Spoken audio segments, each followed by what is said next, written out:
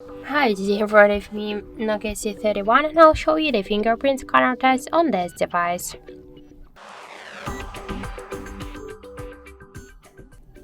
So just I set up my fingerprint scanner here to the scanner on the back side of our phone, and now I'll just make a couple of tries to unlock the device with my fingerprint to see how fast this feature is and does it works.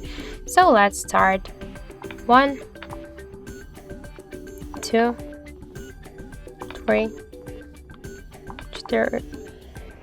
4